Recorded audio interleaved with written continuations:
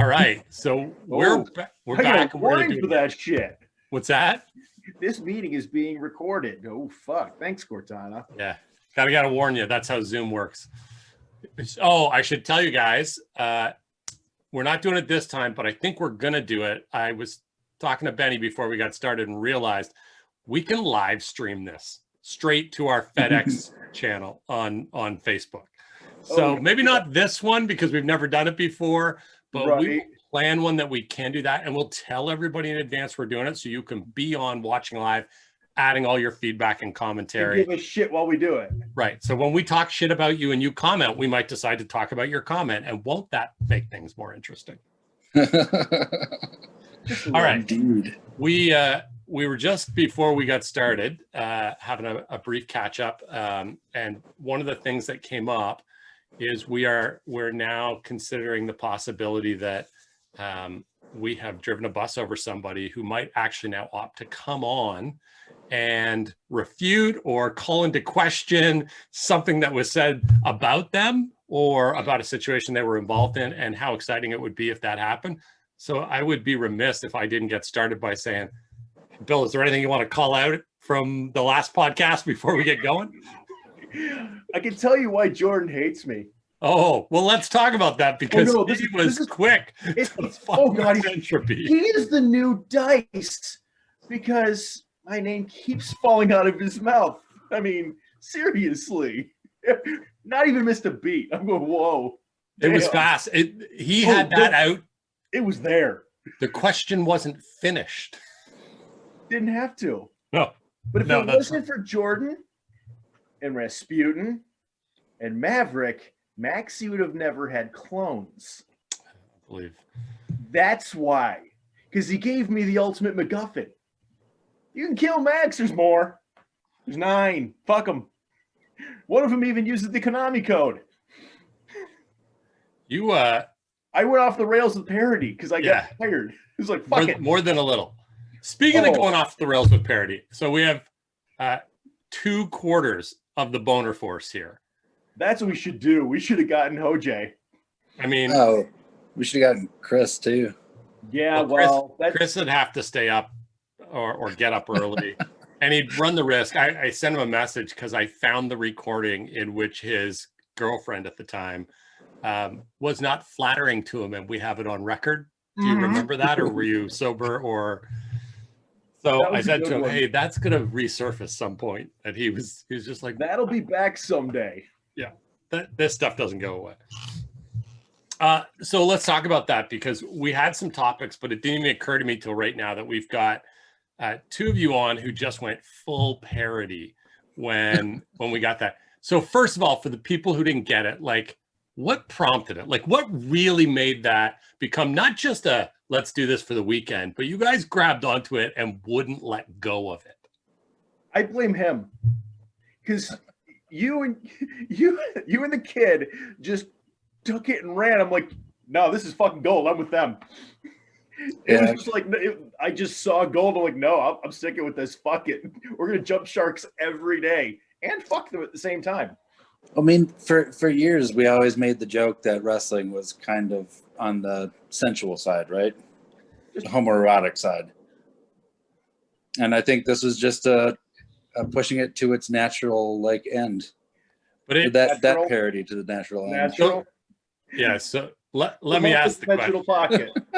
So do we know who really kind of whose post it was that triggered the step across that line? Because I'm pretty sure I know whose post it was that made you guys all commit and be like, we're going to go to war with everybody to make this a real thing. Do you not remember the uproar of Craven Boners and how hard you guys went down on this afterwards? Oh, Sparkles. Oh. Sparkles was, again, you want to talk about letting someone who's a walking parody hard sell? Yeah, let's bite Max. Let's have a vampire bite a parody. Dumb bastard. I'm relatively certain we got asked to intervene as the power base because it was so offensive. And then there was a huge conversation. There might even have been some division on the power base, and ultimately came down to Suck it up. Deleted the whole Fed. Right? I mean, we were at the point where we were actually getting ready to start calling our own cards because Geno and Haley and, the secretary couldn't keep up. That secretary sucked. He tried so hard. He sucked. It was the worst. And whose fault's that? What's that? Whose fault's that? I mean, I assume it's Geno's. He chose him and then left him in charge. We would never have given him a Fed. Geno basically gave him his Fed. Oh, yeah, because he could sit there by remote control, complain about it, not get blamed for shit. Absolutely. And while the rest of us were running roughshod all over the Fed, I mean, good Lord. So one of the, so first of all, to me, there was like a little bit of boner force playtime going on. And I don't think anybody really cared. I think you guys were having a little bit of fun with it. And it didn't really seem like you were galvanized to it. Like we're committed to this until that whole incident with Craven that just led to this. Like now, admittedly, like 3 months down the road, I think he handled it as well as somebody who was on the wrong side of an exchange like that could.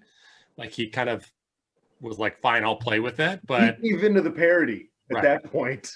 Right.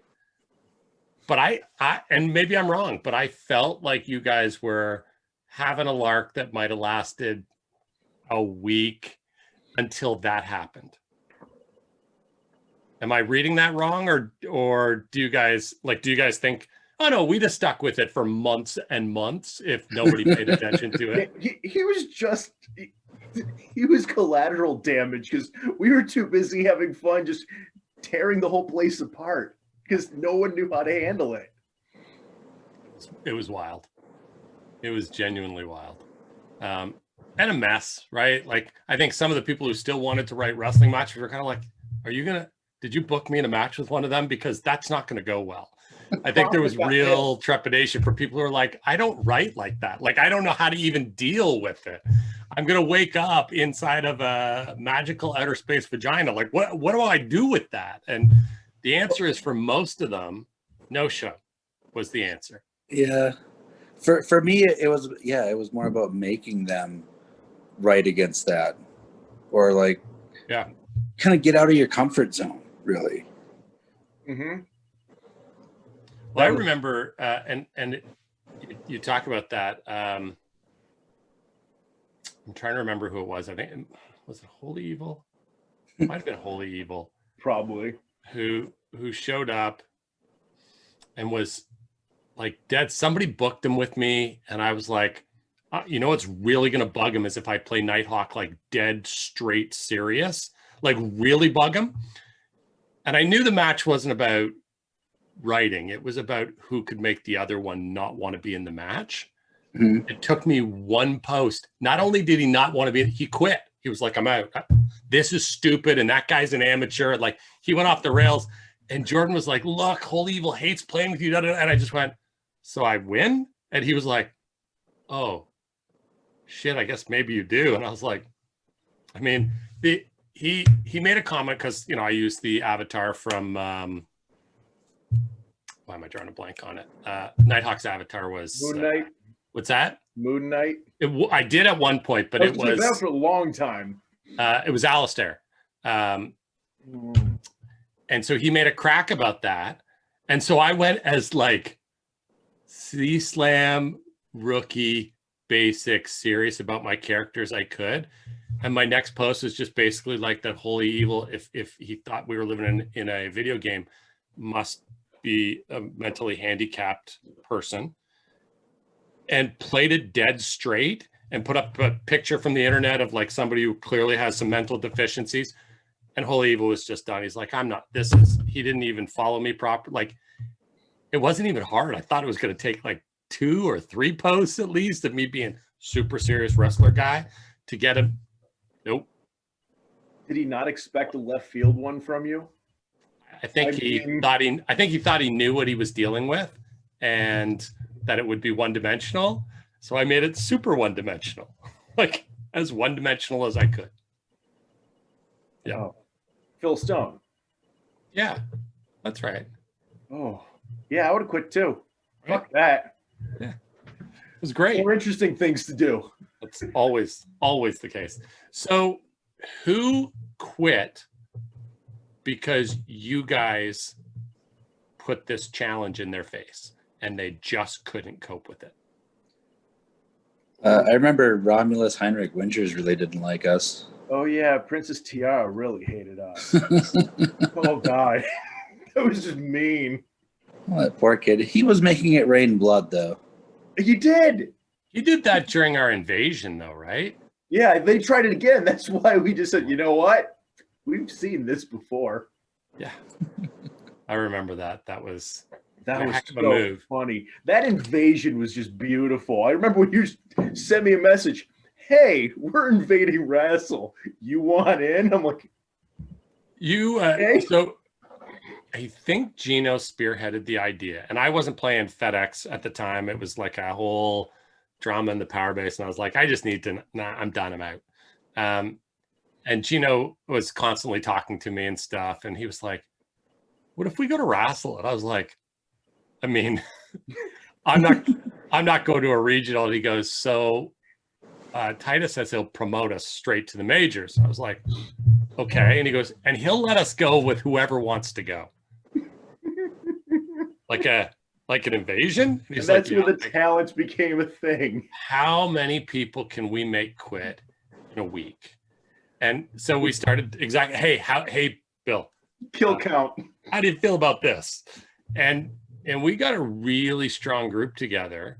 And I remember saying to Titus, like, hey, I'm going to bring Alan Scott. He was like, no. I was like, no, that's who I'm going to play. And he was like, no.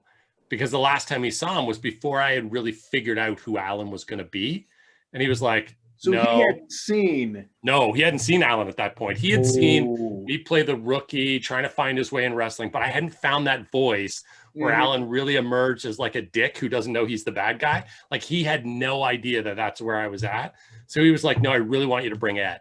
And I said, give me a little time with Alan. If you don't like him, I'll swap out and I'll bring Ed. That's fine. So he's like, okay. It took like one post and he went, oh, we're good.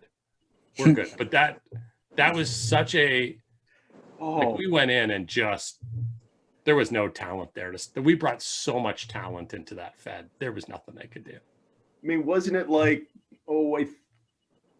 36 hours before we got people to quit? Mm-hmm. Or just, we got at least 2 people and a commissioner on that first drop. Oh yeah. It was so good. And I think that's one of the big things that got Chris to say, hey, my future, maybe not my today, but my future is FedEx. Like he looked and realized the talent variation was so big for a guy running a national. He just didn't have what he should have had in that national. And so I think we saw a little bit of Stoner Boy dabble after that. But the truth is, I think he really wanted to be a commissioner more than he wanted to post with Stoner Boy. And then they had that outage or whatever they had that shut them down for like 2 weeks, or for 2 weeks, nobody knew where to go. And we were like, we know where we'll give you your own Fed. We'll build it, right? It'll be up and running tomorrow. And he was up and running. And when Wrestle reopened, he was the guy that said to all his players, I'm not going back. Like you should stay and play. There's no reason to go back. And I think that's all because of that invasion we did. That invasion was brutal. Because I remember this, the email, just the list. He's like, it's like you, Lars, me, Geno, XS. Oh God, Ryan Scott was with us. Scott was, yeah. I would say Marlowe. I mean, it was. Did Benny go on that one? I could have sworn Benny was in on that, or he came in just immediately after. Yeah, I'm not sure if that was around the time period that swayed me to go to FedEx. I don't remember that. That was so long ago. Listen, the joy of it was the instant kills. Like, oh God, just walking in as a slammer and just shooting on people left, right, and center. They got so mad they quit. It's like they didn't know what to do with it. Dice lost his shit in 12 hours. The cum bubble line was beautiful. He was so angry. It was so good. It was beautiful. All right, so let's change gears because we made a bunch of people quit. That's certainly an example of when that happened. And I don't necessarily mean people you made quit, but all of us saw players who had the skill to be the talent who didn't make it. Either their real life took them away, or they had a bad run-in with the commissioner. We're like, screw this. They didn't like the politics of it.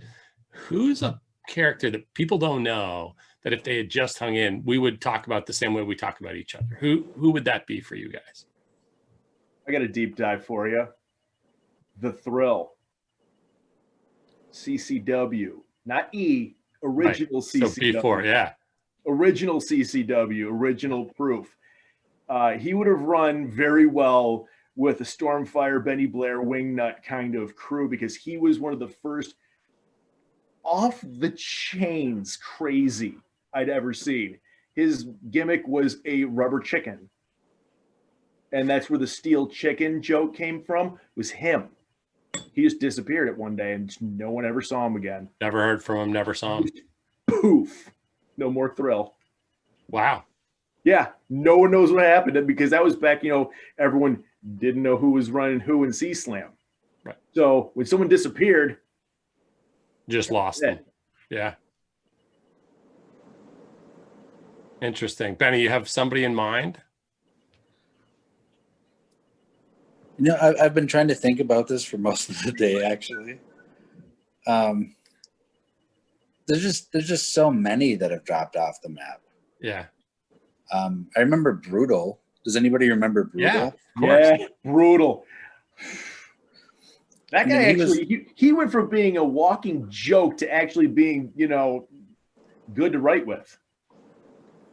Yeah, I spent some time talking to him and helping him, and yeah. But then he just kind of like, I don't know. Sometimes this is a very itinerant game. Sometimes you feel like writing, and sometimes you just don't. Yep, like that's fair. I mean, I'm sure I'm probably that guy. For me, Benny's probably that guy that didn't write enough and didn't reach his potential. Yeah, but you didn't disappear, right? Like a lot of people know who Benny Blair is. We're talking about guys like when he talks about the Thrill, it's not common for somebody to mention like a really skilled writer that I go, never even heard of them. Like, well, what about White Light? White Light, yeah. Sure. I had beers with that dude right before he just disappeared. He used to live down Pittsburgh way. So White Light, certainly, I think a lot of people don't know.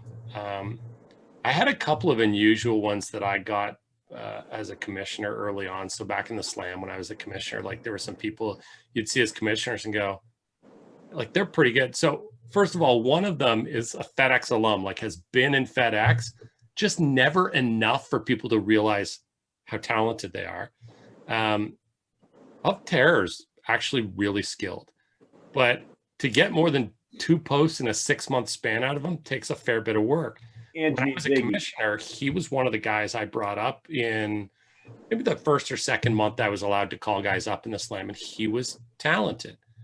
Now, he's also the ugliest person to ever write from behind the screen. If you ever have to meet him, you should kind of blind yourself first. It's safer. But he can write. And Of Terror is an interesting character that nobody really, I think people know him because he's been around, but they don't really know him for his writing or appreciate what that character could have been because he hasn't had a strong enough run in the presence of the talent.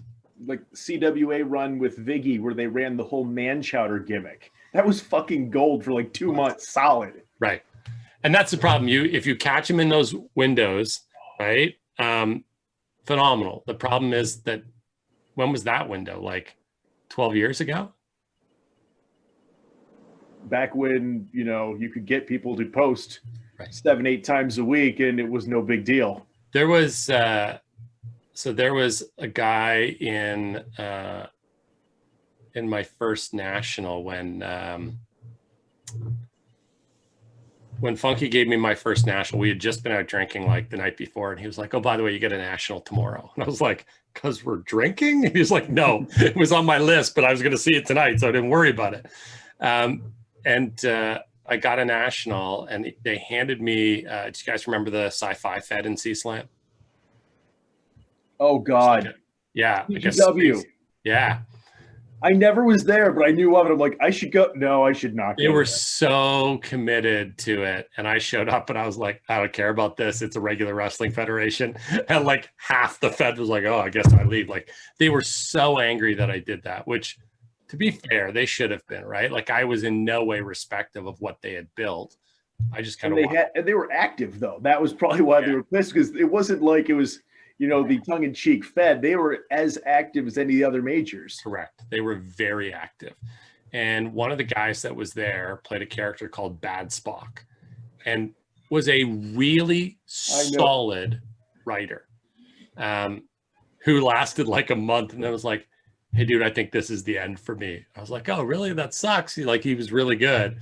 So, you know, I lined it up and we gave him a great send off, and we transitioned the belt from him to someone else and like did the whole thing. Here's a guy who probably left because of me as a commissioner.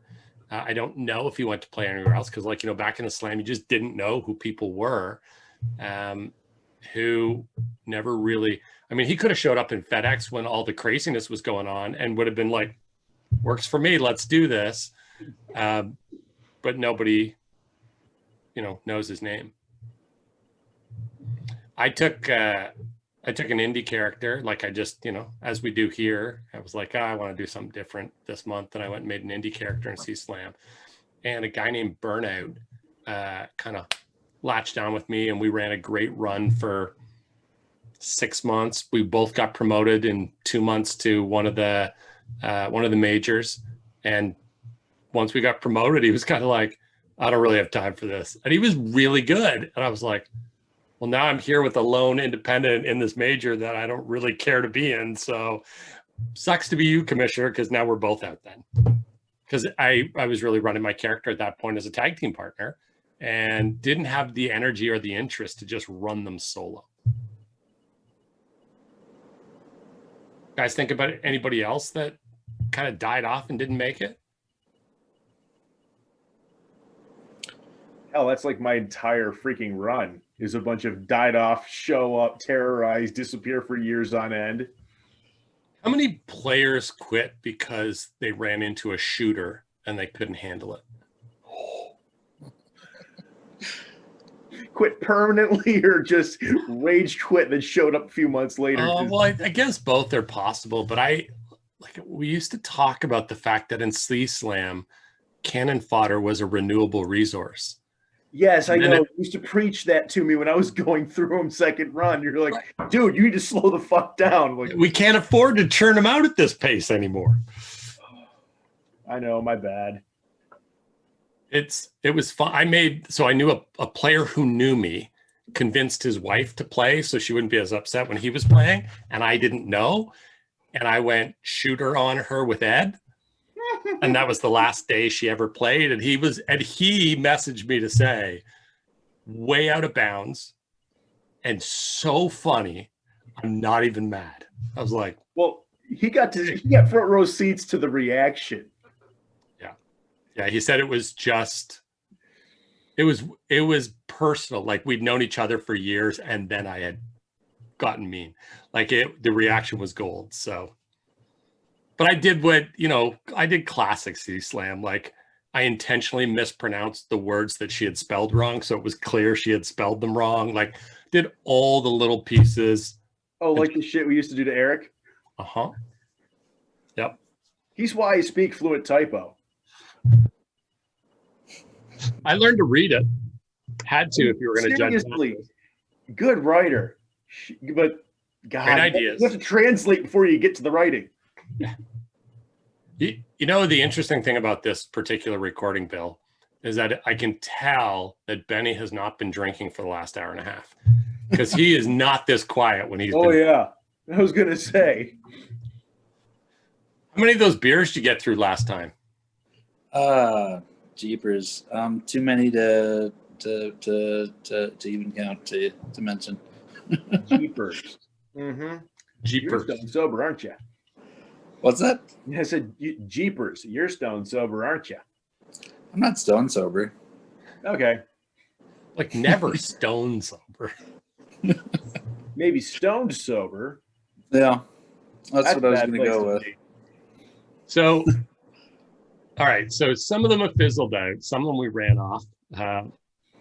We certainly tapped into a non-renewable resource. I think Ryan Scott, when he was on last time, was talking about the fact that, you know, FedEx is kind of a jump into the deep end and swim with the big sharks. Did we miss the boat in putting together a minors and making people earn their way into the big show? You hit it on the head last time when you said that we had feeders before. There was always a feeder site or a feeder federation. You mean Wrestle? That's what I said. C-Slam had Scoops. Wrestle had C-Slam. We had Wrestle. Right. Yeah, Wrestle was really our minors. Wrestle was the FedEx minors. But where else could we'd have a draw, because we didn't have any SEO presence. No, it's true. Find us. Yeah, it's true. Good luck. I think so. There's a couple of things. We just never got industrious about recruiting, right? And I think for a long time that was because we let Wrestle be the recruitment source of where we would draw from. Most of us knew or paid attention or ran an alt in Wrestle to kind of keep our finger in the pie. And so would routinely see somebody we didn't know, make sure it was somebody we didn't know, and then go, hey, do you know the actual big leagues? Like, are you familiar?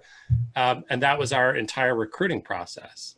But, you know, if we were redoing it today, would we do a podcast and find a way to expose it through social media? Would we get involved on websites that wrestling fans show up on and do something to draw some attention, like Scoop Central used to be, like, or would we just hope that people heard about us? Like Tim runs, he will be searching and finds games all the time and will send me, and I say all the time, a couple of times a year, and send me a, hey, have you seen this? And the question's always the same. Is it the way that we play? Most of them are more focused on the sim, which is not unfair. Like there was lots of areas of Wrestle and C-Slam that were more focused on the sim than FedEx. But almost all of them have some level of that exchange. You know, some of them, the commissioner writes the results of the match, like ends the matches. Sometimes there's some role play back and forth. I just wonder if we would do it differently. If we brought them in, would we put them straight into FedEx, or would we let them grow up in a feeder fed? Like FedEx Lite is where everybody lands, and you kind of got to do something to kind of earn your way up. Like, what would you do if tomorrow we were going to actually relaunch? Depends how many players you'd relaunch with, but yeah, maybe a feeder fed or two, and then a major. Yeah, or even one minor and a major. I just think about the space that it would take, like, to earn your way up. So let me ask you guys this: what would it take for you to promote somebody? Let's say I put you guys in charge of promotions. You could promote whoever you wanted, whenever you wanted. Would you put rules in place? Would you make it win the title and it's a RP only title? That's what gets you there. What would you do? That depends on how deep your talent pool is. I mean, really, without being able to guess where you're going to source your minor, what's going to fill that minor, it's kind of hard to tell like what you're going to be dealing with. Are these people going to be accustomed to sim based like you're talking about? Because if they are, sure, then I guess win the title, but it's an RP only title makes sense because it gets you ready. The fact that you're walking into the deep end and here there be monsters. Like, you guys remember showing up for your first time in C-Slam, winning on the simulator, and then posting about how you beat the guy in a match, right? Like, everybody did it. I did it. And of course, the first thing you do when you get your character, you're like, who's the champion? And you fight them 5 times to see if you can beat them 1 time. So you can talk about it on the board. The jobber, everyone. It's so, you know, you've got to learn how to go from that. Can you imagine you on day 1 showing up during sponsor wars and FedEx the way you played on day 1? Yeah, you guys would have eaten me alive. Yeah, I know that for a fact. Road pizza, no question. Especially during a competitive event. Like, There's no sympathy. There's no apologies. There's no, oh, did we hurt your feelings? Don't go away. We don't want you to quit. Like, it's ruthless. Or you could just consider it from the other side, right? I post, hey, Benny Blair, I beat you in a match. You're no match for me. I could take you anytime I want. Da, da, da. And it's a paragraph long, and Benny Blair responds, and it's 12,000 words. Then he needs a thesaurus to look at half the insults. I mean, yes, that's exactly right. Like this is, I can't tell you how often, and more than once I posited to someone, is Benny's strategy to get the people he's against to just give up and stop reading? Like, is that what's going on here? Because he is an entire book into this match. The only way to beat Benny Blair is to get him to beat himself. Oh, so yeah. So I think you have to have, you've got to have some kind of system, right? Yeah, you do, and you got to tamp down on behavior like the boner force. I got to say, even though that was. Yeah, you guys rallied so hard against us tamping down on the boner force. Well, I know, but it was so much about getting good. You know, it was about like, okay, so let's see if you know how to swim. Right. Let's see if you can swim with the sharks. Wasn't there? Who was that one rookie? I don't know who. It was probably an all to somebody's. It was actually just realized that we were just a joke and just rolled with everything we did. We're like, this is talent. He was only around for like couple 3-4 weeks. We're just like, God damn it! Do you remember who the fuck that was? You're asking me if I remember who it was? Yeah, never mind. I had barely remembers the boner force. That's interesting. I think that's the most. I remember.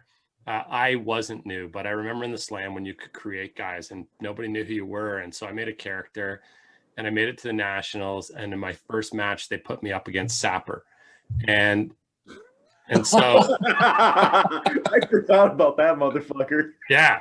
So we had a match, and of course he's the vet because he doesn't know that I'm Acid Ed, right? And I'm playing this character, and he's the vet, and I beat him on the sim. And back then, if you win the sim, you win the match. Right. So they gave me the win. So I role played him beating my character, and he immediately like goes onto the boards and is like, hey, this guy's legit and everybody should give him a shot. And like, look at the way he wrote this. It was so smooth and no pride, just really good writing. And meanwhile, I was like, I mean, if you ever want to win a veteran over, put their character over. It's not rocket science, right? Like, I showed up, I was there 2 days. Nobody was interacting with me. They gave me a match with somebody that everybody knew. So I put him over. It was super easy. I don't think that's a move that a lot of rookies know is like, it unlocks the door. It gets you in the club, right? Like it putting over the big names is almost like real wrestling where there's that show of respect where they go, okay, he did the job, so he's earned his spot. That's how I got in with the proof. Is it? I was actually caught. My one buddy who is actually in CBF at the time was watching someone else's character called Windwalker. The dude quit.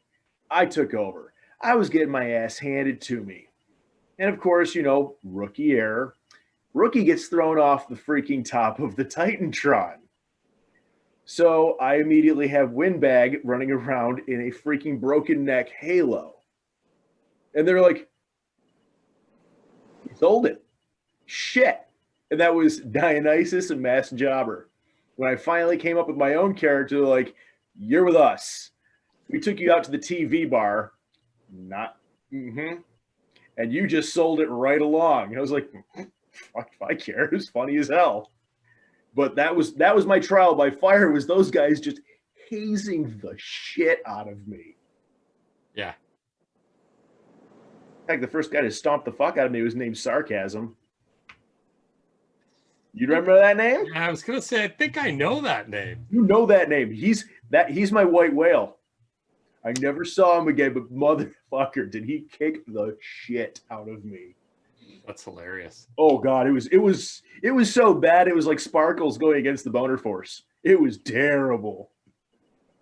So going off script, I didn't give you guys any prep on this, but as we're kind of talking our way through, little ideas are hitting me as we go. We talked last time and we got Benny's choice, you know, if he was doing a relaunch and he could have anybody he wanted. And one of the things he started with is who his commissioner was. To no one's surprise, it was Lars. Certainly a top three in everybody's book, I think. I'd be stunned if anybody didn't have him somewhere in their top three. Who did you work under as a commissioner that should never have been allowed to be a commissioner? I worked under a few. I'm not going to shit on the ones that I was able to manipulate to my own advantage. You should. That's a problem. Oh, God. Well, hell, in that case, there was a commission from the CBF called The Limit. And Limit kind of let me take over right after winning the UT. It was just my Fed. That was it. Why? Because he had the ultimate champion in his Fed, and that was bragging rights on the other commissions. Yeah. That CBF turned into a shithole real fucking quick. Why we didn't let you do those things, Bill. Good as a commish. What about you, Benny? Anybody that you worked under that you're like, they really shouldn't have been a commish? I think, well, yeah. I had the good fortune to come up under a lot of really good commissions. Like that was part of like why I would come back to the game, was somebody would poke me and be like, "Hey, do you want to come write for me now?" I'm like, "Yeah, I could do that." I would, if I was throwing anyone under the bus, I think it would be Cedric Caesar. That's fair. Really didn't agree with a lot of the way that he ran things. Just being from a Maverick Fed and a Dr. Keebler Fed. I was expected more out of a commissioner. Yeah, I get that. So I'll go way back and I'll throw one. Maybe, I don't know if it was my first Indy in C-Slam, but it was my first or my second, and it was the commissioner I came up under had left. I actually found out he lived near me. We'd got together, had beers, and he was like, I mean, I need to do other stuff with my time. I'm like, I get it.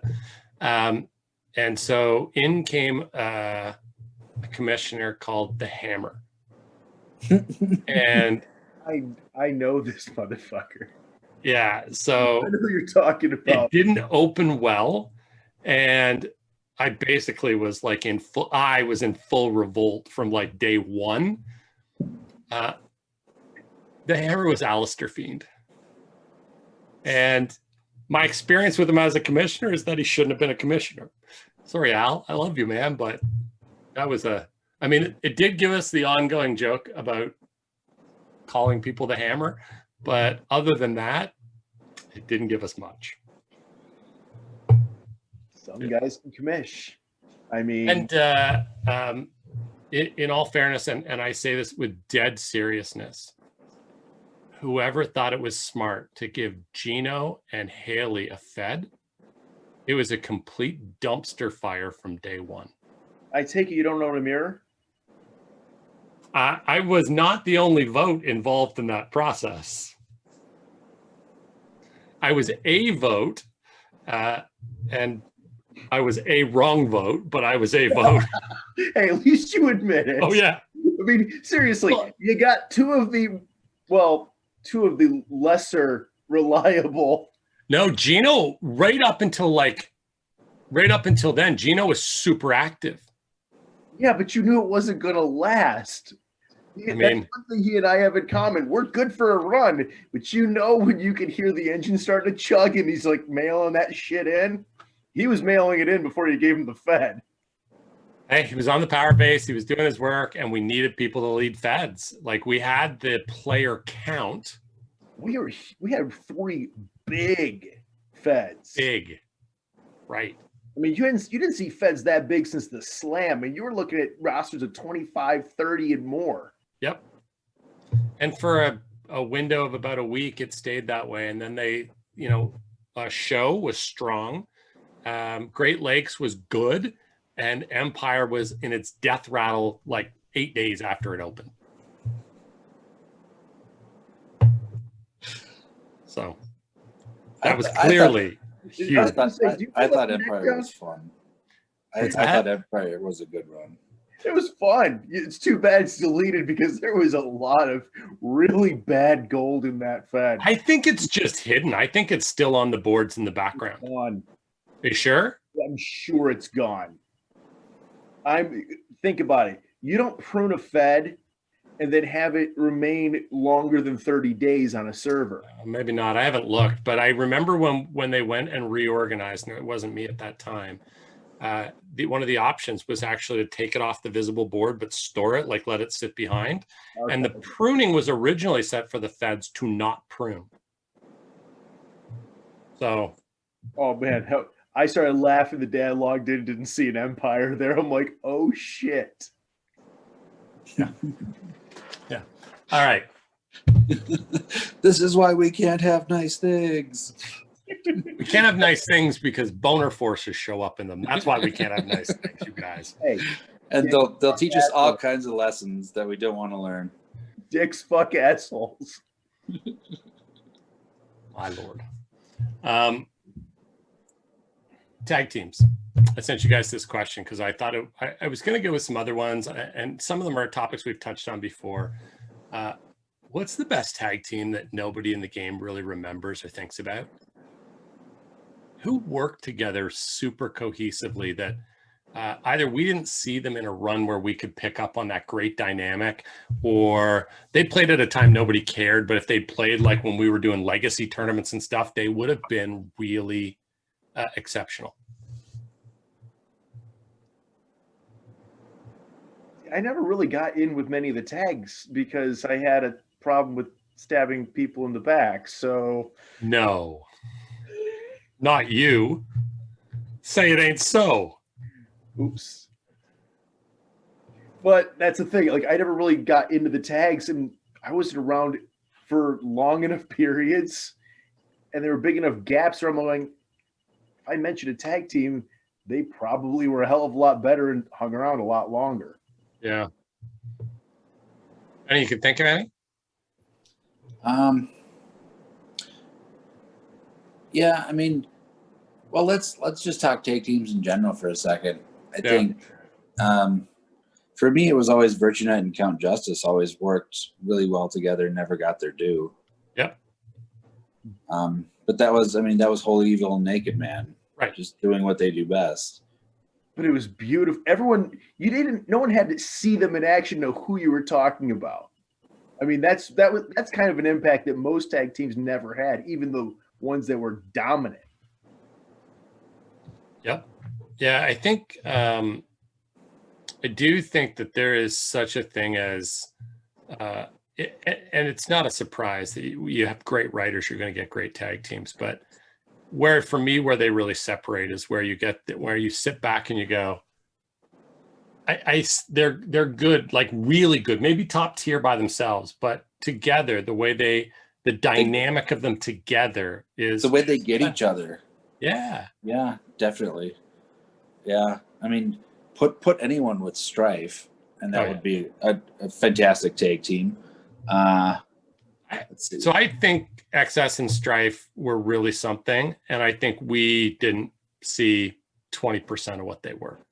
Like, I think that was a thing that they wrote each other so well, and they knew each other's characters so well.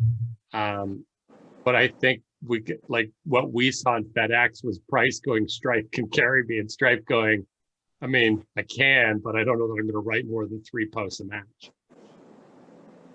Right. And then you got Valentine and Big O.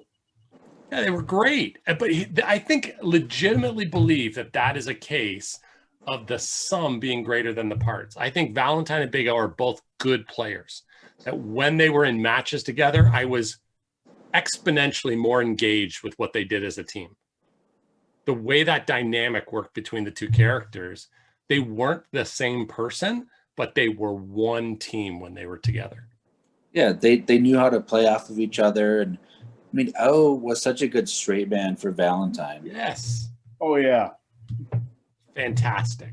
I wonder where he learned that.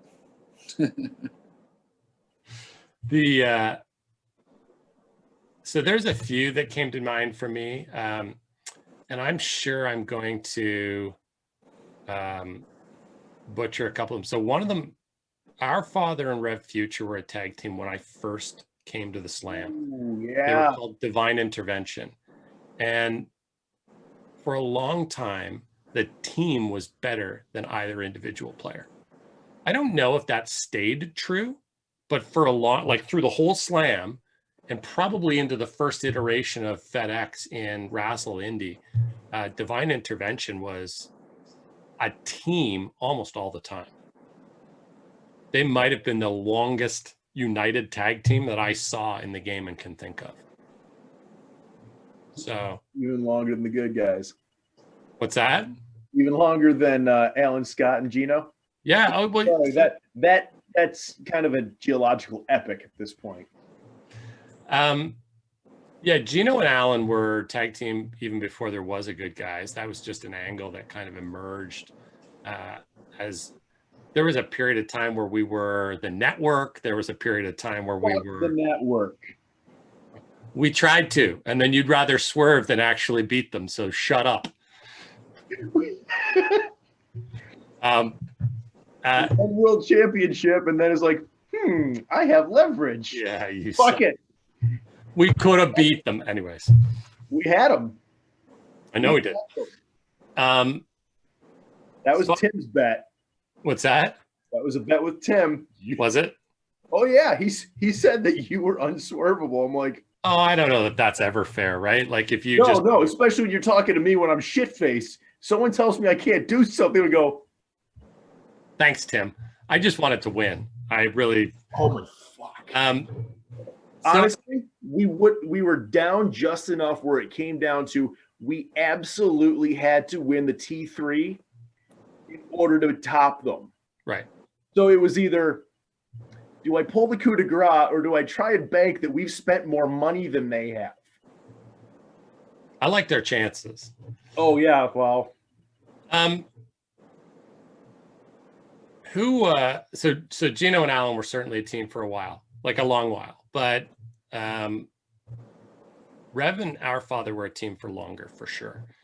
And I think more substantially as a team, because Geno and I were both pretty strong, independent. Like one of us could take a 2-month break and the other character had 1,000 things to do and could still be mid and high card in a lot of those storylines. Like this, we didn't depend on each other to be relevant characters. And I don't know that Rev and Our Father depended, but they were, as a team, they were certainly more main event than they were as individuals. They elevated each other. Yeah, I agree. Still are. Oh yeah. I'm still hard selling being dead as fuck, but I was reading those posts. I'm like, yep, that's Our Father again. Yeah. And so I was entertained enough by XX's post to post as that. I was entertained enough by Rude's post of trying to paint the good guys into a corner that I sat there staring at it going. But the problem with the good guys angle is it does no good for one good guy to show up and engage that angle. Like you need at least 3 to do some kind of representation of the good guys, because it is the one guy just comes up with this outlandish reason why what happened isn't they're not the bad guys, and then it's the echo chamber of the other guys selling it that really makes that angle run. Right. That's why it's so hard to go against. Unless you have a big enough hammer, you can't crack the echo chamber. It doesn't work. No, because they just and honestly, most of us are inclined as writers to use a hammer to crack the chamber. And as soon as you use the hammer, we paint you as the bad guy. It echoes. The first thing we do, right, is, oh, look, he attacked us while we were just standing out here talking, so he doesn't believe in free speech. And suddenly it's a whole attack on free speech. Like, yeah. I miss it. That's such a good angle. I loved it so much. And you guys played it with such lavender and vinegar. I mean, fuck sakes. That's why I always hated it. It was like, I'd roll in, there's a fed full of good guys. I'm like, God damn it. I can only tweener so hard before I go, fuck these guys. I'm going to go touch tips. Right. We know, Bill. We know your comfort zone. I really didn't mind playing against the good guys. It doesn't matter. Max has been a construct for so many years. That's why there's so many gimmicks. He's been my plaything. It's like, who can I use him to piss off? That's all he is leverage. He's entertainment for you for sure. Benny, you were saying something about the good guys. I was just saying, yeah, I enjoyed playing against the good guys. Fuck, you guys were part of my one of my favorite runs in FedEx. Prior to joining, you mean? Prior to joining? Like, are you saying before joining when you were playing off of and against us? Well, definitely. Like I'd seen all of you in bits and pieces. Yeah. But to see it as like as big a force as it was in FedEx, I really enjoyed playing against the players that were in it, like Stan Daniels and yes. Stan's move into it is, I think, where the momentum for it really blew up. I cannot stress enough how much I love Stan Daniels as a character. If he was playing by himself on Facebook, I would join tomorrow. So fair. The interesting thing is we got a lot of teams that showed up to the Legacy Invitational. And we're not talking about the teams that won it as those like teams that were better as tag teams. I think we get a lot of people who throw teams together. I think, what did they call themselves when it was Eve Riley and Chance, but they were they wearing masks were they playing dudes? Was it Jake Price and yep. Nate Daniels, and they wore masks, and I'm trying to remember what they called themselves. I'm sure it's in the notes somewhere, but oh my God. I'm glad I was inactive for that. Were they the masked assholes? Is that who they were? Was it that overt? I think it was. Yeah. So I would argue that at certain points in their runs, they were a better tag team than they were individual performers. They made themselves relevant in tag team pictures more than once. But that's how they were operating. They always had to have the other to play off of. Yep. It worked. But I think that's okay, right? That's right. It worked. That's the whole point of a tag team.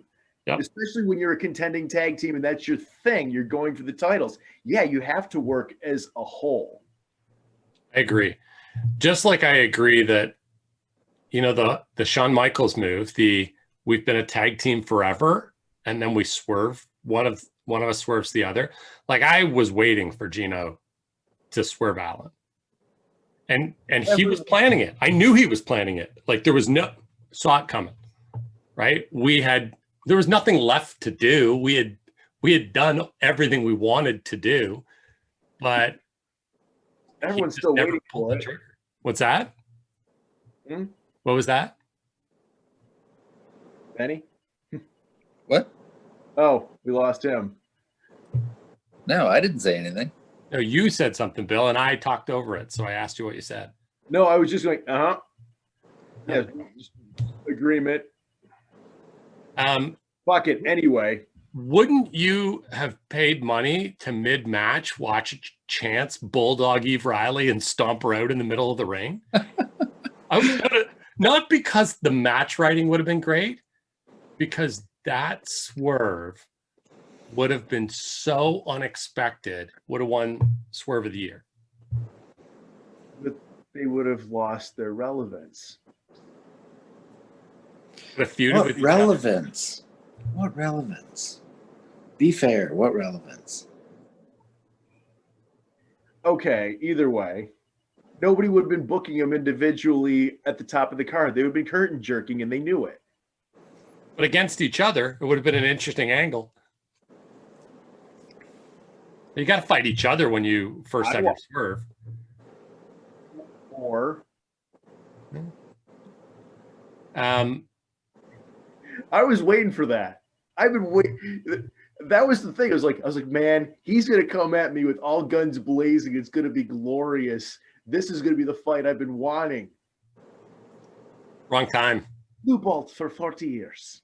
I wanted the network. I know.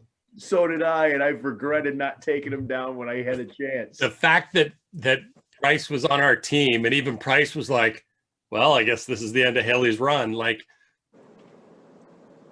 for sure. Okay, so let's shift gears. Bill, I know you were in the kitchen making chili most of the day. However, you want my 15, don't you? I want your 50. You're going to rebuild a dream-fed tomorrow. Who do you build it around? And I think we should put a few more parameters than we did. Yeah, because that's really open-ended, because even though my runs have been moderately sized, but they're gapped across every era. Right.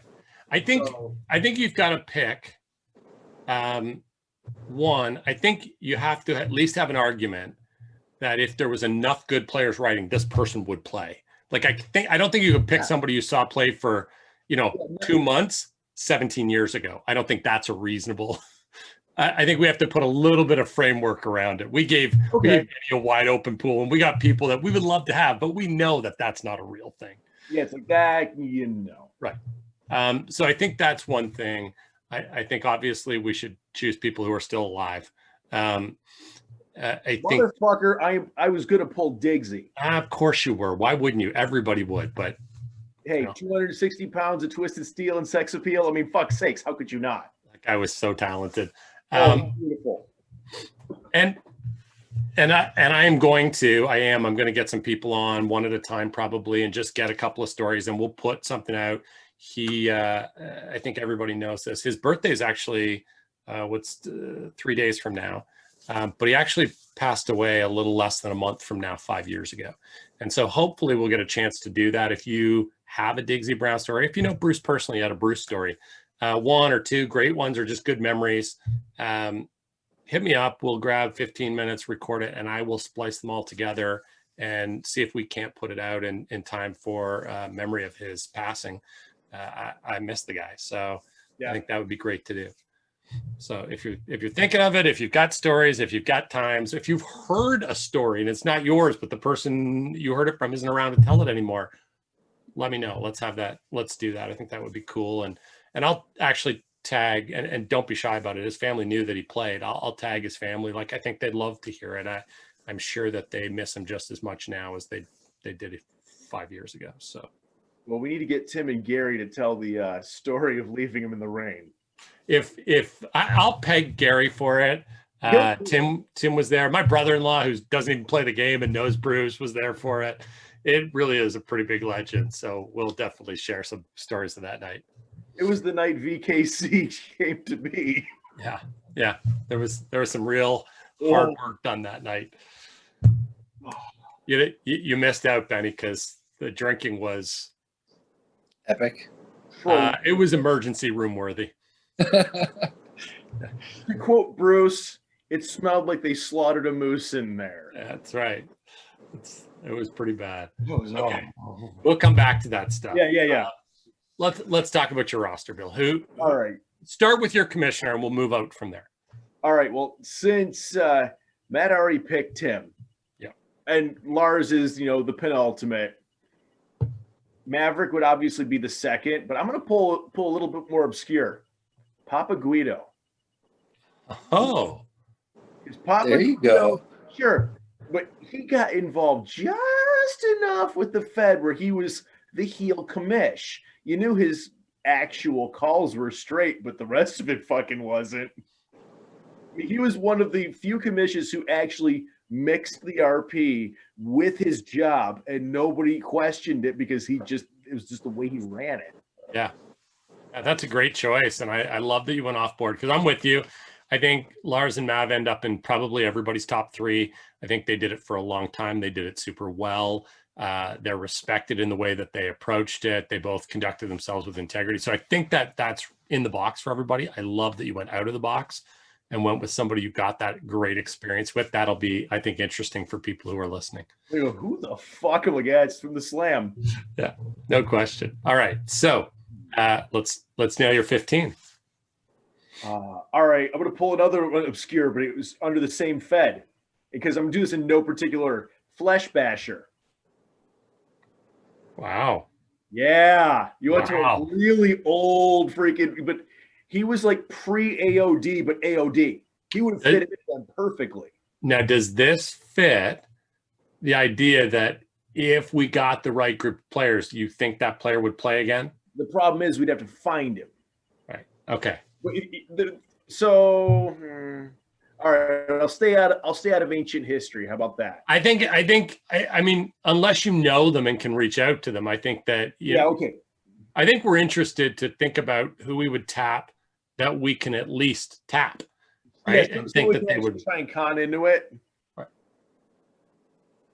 All right. Obviously, I'm going to pull Angelica. Okay. Yeah, of course. I think because if I'm playing, well, fuck it.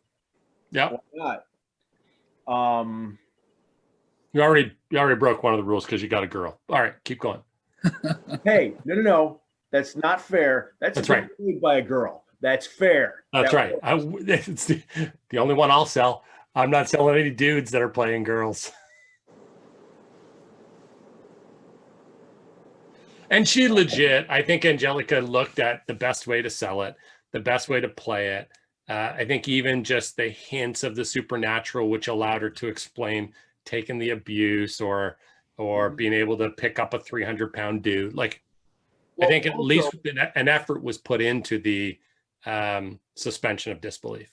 But think about the older style characters, like from the Slam and early Wrestle, where that was just common. Right. So yeah, everyone who had a character that had a supernatural persuasion toned that shit back in the later years. I mean, right. Why do you think Nighthawk and Deke disappeared after a while? There was just no story left to tell without those elements. Right. It's like that works, but yeah, as a peripheral character, you can't run it anymore. No. I'd pull Viggy. Yeah. No question. Great choice. Yeah, that's solid. If I could con Gary into doing it, Bagel Guy. Not Martini. Bagel Guy. Fair enough. His original House of Pain Bagel Guy. You know what I'm talking about. The I don't give a fuck shooter. Yep. Obviously, I'm going to pull the Prophet. I love when Seth has time. It's been a long time since he's had time, but I love when Seth has time. But you're noticing a trend. This isn't necessarily built around week to week. This is built around Monday Massacre, Thursday Thunder, pay-per-view at the end of the month. This is all match action. Right. I mean, I'm going for the big guns right now. Yep, I see that. I mean, obviously I would pull Benny and Homeless Jay. Yes. Because you obviously need those two in there. It's a great choice. Oh, yeah. For a weird intermediary, Masked Jobber. I love the Masked Jobber. I love the Masked Jobber. Yep. And that's Al's running gag with me is because when the Fiend killed the Jobber, Maxie lost his shit. And that was the running sell for years. Every time Max saw Al, it was time to fight because he took MJ from me. You know, the original fanboy bullshit. It's good stuff. That was fucking ridiculous. I'll take Lasher pre-brain damage. Yep. Okay? Yep. Likewise, I would take Storm pre-brain damage. By the way, that brain damage is one of the reasons that Viggy stepped away last time. We won't get into that. You need the shit stir, so I'd pull Geno. Yeah. He just has a consistent batting average. He hits for average. He's never going to be below the Mendoza line. Every time. That is the best line from the last podcast, no Oh. question. It's beautiful though. He's got the name of a legend, and sure, if he decides to actually, lift the weight, he's worth it. But Right. most of the time, he's like paper airplane. No, Geno's really like a blank sheet of paper. Like that's why I say he hits for average. Like you can come at him with anything you have, and he can sell it. Right. It's true. It's why it was fun for me to fuck with him for so long. It's like I'd love to fight him. It's more fun to goad him. There's no shortness of that. Right? Holy fuck. Since I've got Viggy, I'd pull Av. Yeah. Because I'd love to see the man chowder trick again. That shit was ridiculous. Here's one that I'm sure Benny will love. Canadian Kid. Oh, Canadian Kid. Oh, hey. I remember playing with Wrong Canadian Kid. choice. DK could roll with any match action as well as the day-to-day shit and keep you entertained. Yeah. Hands down. I remember it was either CWA or CCW. They were having a hockey game. And I think it was CWA. They were having a hockey game. Canadian Kid was one goalie, and Stormfire recruited Jesus as the other goalie because Jesus saves. He saw it on a sign on the way to the arena. I missed Stormy. That. Oh. Oh, damn it. So have we Yeah. count of who I'm picking on yet? What's that? What's my count at? I've got you at 11. Got me at 11, so I got 4 more. Yeah.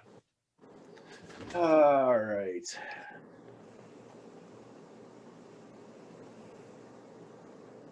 You know what? Again, if I'm going to pull some shit stirs, I'm going to pull Jordan. I'd pull Rude. Yeah, Rudin is prime. Because Ruden's Captain prime. Shock and Awe. Shock and awe. Captain Shock and Awe can at least keep running. No matter what you throw at him, he might bitch, he might whine, but Captain Shock and Awe doesn't stop. I think I like your approach in that you're picking people who will trigger action from other people. When you say you want a reboot Fed, I want a Fed that from moment one, everyone's going to look at each other and go, fuck, here we go. Yep. Yep. You want it to look like the beginning of Battle Royale. Right. Yep. All So those little that's kids. got to be in there. Okay. Because again, we're going with the shit stirs. I think, and if I can just say this, and obviously I say it from a very biased position, but the strength of that is everybody knows what they're going to play off of. Nobody goes, how do I write him into my story? It's so clear how you write him into the story. He's not that character who tomorrow might decide that he's, wants to be friends with people or is going to fall in love with somebody and tell a love story. Like, he's the guy that Homeless Jay can say, if I cut off his face and do face off, what'll happen? And the answer is violence. Violence is what'll happen. And I can sell that. Like the Prophet. The dude chews fucking razor wire instead of bubble gum. Right. Right. Totally agree. Yeah. And honestly, his style of match writing is what I model after. Mm-hmm. Let's see. We're down to 2 more. So I'm not going to put my white whale in there. So no Stryfe. Poor Stryfe. This is 2 feds you're not making. Sorry, pal. Oh, no. Because I had to wait until the burnt memorial to actually go at it with him. And I'm like, we're both so far out of the game, it doesn't even fucking count. God damn it. First thing I did when he showed up in FedEx was found a reason to book him in a match with Ed. Yeah. I mean, the abuse of power. Yeah. I get him first. It happens. It's a great abuse of power, though. Yeah. Properly Putting done. yourself in a match with Stryfe. Yep. Definitely a power move. I think Stryfe belongs on his own list. Personally. Well, he's one of those icons that goes from Fed to Fed.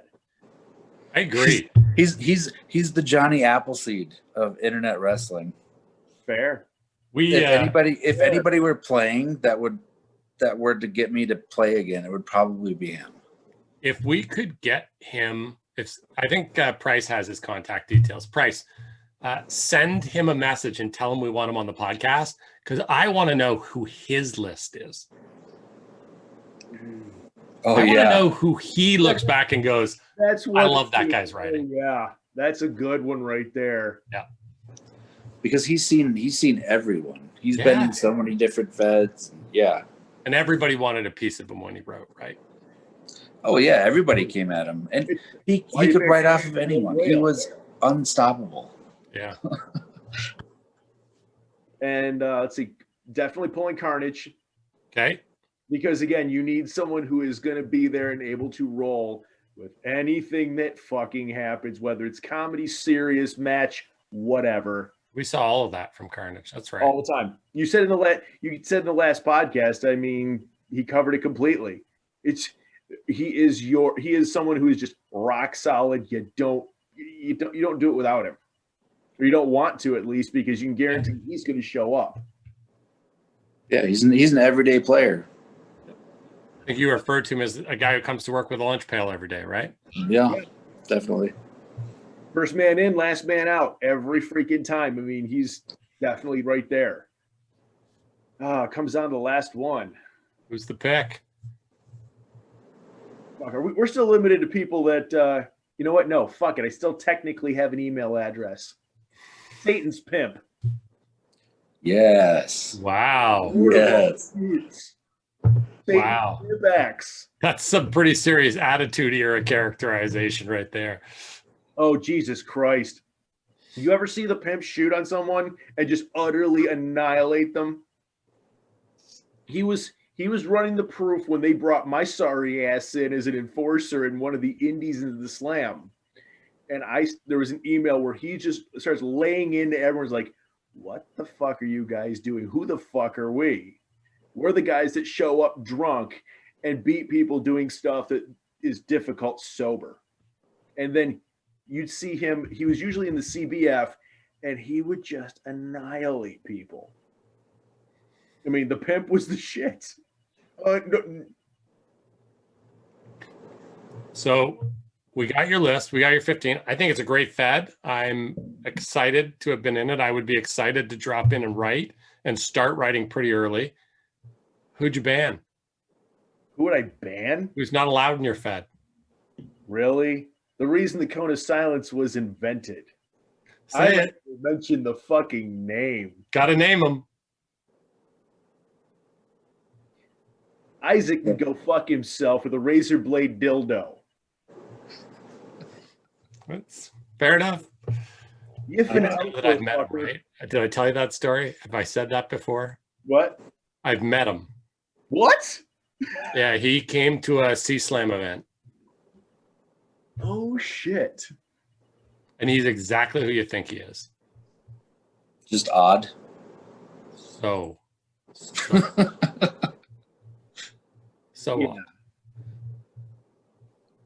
Yeah. No, that's the one that I'd ban because you want to talk about the kryptonite of activity. He shows up, everyone goes, fuck it, I'm out. Yeah, I think that's fair.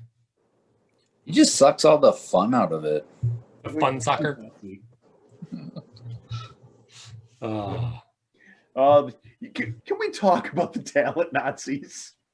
And yeah, of course you're on. Of course we could talk about the talent. I mean, seriously, when Ed and XS were doing the talent Nazis, all I could think was like, you got two. That's why I created Maxolini and we're like, fuck it, let's make it 3. And went way too far with a lot of. Yeah, of course we did.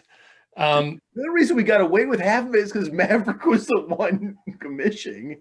So the first time we did it, it was Lars that was our commissioner. Oh, well, fair enough. And he shut it down. Like, he made us change our profile pictures because Johnny went away and created us profile pictures wearing hoods.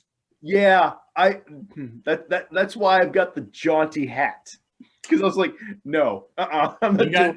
We got shut down so fast. And I remember arguing with Tim. And it's not that he was wrong. It's just like, I saw argue. Like, the whole idea is that we're not actual Nazis, we're talent Nazis. Like we're just looking for the talentless so that we can put them in death camps. What's wrong with that? Oh God, it was so bad. It was so funny, but it was so bad. It is. So I reached out to Seth shortly after we started doing it and just said, you need to stand up and say stop if this is across the line. And he was like, I don't like it, but I know parody when I see it. So yeah, because there was absolutely nothing Nazi about it. It was, although, the entertaining part, Price, like everything has got to be across the line. So when Wan Shan ended up in the Fed, oh God, yeah. Like he would talk about it being because of his talent, but then he would point at him and go, look, you can see his talent. Like it was, oh my God. He didn't even try. Like it was so overt. And that was so funny. And the good news is, to his credit, Sham was like, I can sell this, and did. Because he could have just been offended, right? And in today's world, would have been offended. But he didn't. You've seen his Facebook. No. He was going along with it. He thought it was funny too. Yeah. And yeah, the thing is he's one of the more underrated writers because I always found his shit hilarious. So it was an interesting choice. I can't even begin to, like, Price made some joke and it was funny. Ed and XS, I can't, I'll have to ask Price when he's on, like, how did we end up thinking they were a good team together? The dynamic of Ed just being like, I punch people in the face. That's what I do. Like, let's fight. And XS, who was morally decayed to the extreme. And a coward. Well, and lazy. Right. Well, I'm going to let somebody else do it. If he wants to bring violence, I'm going to let him do it. Ed punches people in the face. XS can watch. It made sense. I mean, that's why I'm surprised you say that, because I'm like, no. That kind of. But here's the thing. It's generally speaking, and maybe it's because Price really doesn't have that ego when he writes. It's uncommon to find two guys who have firmly established their characters as like upper tier, who then go and they don't butt heads. Like, we didn't butt heads. We didn't have a feud to get started. I can't remember how we started, but we didn't go through that, fight each other, and then gravitate. Same thing happened with Geno, right? XS said to me, oh, you and Geno, like, this is just going to be a complete and utter cluster. And I was like, oh, like, why do you think? He goes, you guys are not going to like being in the same Fed as each other. But I was playing Alan at the time and trying to find his voice. So I was playing him as a rookie. So all my posts were in deferment to Genocide, the great wrestling champion. I just wanted to be, I was playing a hanger-on who wanted to be around Ric Flair. And however I played it, Geno was like, this is kind of funny, until he started realizing that I was calling him an old man all the time. And he was like, my character's literally like 4 years older than you. And I was like, you're so old. You have so much wisdom to share with me. And it annoyed him, but he was trapped in the story by that point in time. So Price was similar, right? Like how we got there. And so he posts something one day and I said to him, you're basically a Nazi. And he was like, yeah, but only about talent. And then that was it. Like, this is the greatest idea ever. Let's find people who have no talent and let's beat the fuck round them up. Yep. I mean, it was kind of what the Boners did, except more direct. It was very direct. There was no subtlety. Wait a minute, Matt. Was there anything subtle about the Boners? Well, so when I say subtle, I mean, you guys were not doing something that, generally speaking, in a Fed should have been banned. And realistically, Tim would not have been out of line to say to us, I'm banning that. You have to rename your tag team. That can't be its name. That was the whole point. It was the fact that we knew Geno and Haley weren't going to do shit. and their secretary. Tracy's never going to ban anything. Do you guys not remember? I'm trying to remember who it was. One of our players' girlfriends left him for somebody else, and Geno posted something. And he said, I can't post, or I can't show up for the match because I have to help my ex move out. Yeah. And he posted, like, let the new boyfriend do it, like, just straight for the jugular. Like, I remember having to go to him and go, like, Miller. And he's like, what? She cheated on him. Like, why is he helping her move? And he's putting that on, like, true, it was on the OOC board, but woof. Well, so I've always been a fan of going after the jugular, personally. I'm not surprised. Same. But Lars, I think, walked the right line, right? Like, he came to us and said, guys, tread really carefully. And then the next card we showed up and went, here are our profile pictures. And he was like, no. Like, full stop. You have to change them. Oh, yeah. So he made us change them. But he let us keep the name, which I think was potentially more offensive than the profile pictures, which were just guys wearing hoods. Well, to be fair, if you're going to be wearing hoods and people are less going to look at the satire aspect of the writing, they're going to go, the fuck is this? And then complain and whine. Yeah, you're not wrong. And kitty quit. And kitty quit. That's right. Yeah. Well, it wouldn't be a podcast if we didn't talk about kitty quitting. Well, yeah, eventually that's what happens. Eventually someone kitty quits. Tends to be the pattern, right? All right, guys. Before we wrap, any last topics we want to touch on tonight? Everybody got anything? Questions, commentary? Last chance, Bill, to take a shot at somebody before we wrap the podcast? I don't have to. I've already taken my shots. And apparently they're still hitting. I mean, landing as they go. Oh, shit. Okay, then let's do this. Last question as we wrap up. Who hasn't been on a podcast that we can get a hold of that really needs to come on a podcast? And let's not answer Stryfe because we all already talked about that one. Get Gary. Gary's a great choice. I will get Gary. I'm sure he'll do it. Well, not to mention, he's got a set place where he can get set up and whatnot. Yeah, he'll be able to do it. That's right. I think we really ought to find a time that works with Chris. Titus, Stoner Boy. Yeah. Oh, yeah. And by the way, on Sundays, like, I can do it earlier, Chris. If you want to, do it at 8 o'clock your time, what's that, like 3 o'clock in the afternoon where I am? Like, fine, we can do that. I don't make chili every Sunday. What's that? I don't make weapons grade chili every Sunday. That's right. That's right. Maybe you guys can coordinate a full Boner Force reunion on here. Haven't we tried doing a podcast featuring us assholes and how fast it went derailed? So I'm pretty sure we did. Do you remember when we did the Good Guys Radio News Hour? Yeah. That's what this mutated into eventually. There's still some recordings that lurk. There are recordings of that out there. And if anybody wonders, I have all the recordings from before. So I'm slowly reviewing them, and we'll release them and put them out there so that you guys can continue to listen to them. But with that, we will wrap up tonight. Appreciate you guys making it out tonight. It's not the same when Benny's sober, so we won't do it unless he's drunk again. And otherwise, see everybody next time. Night.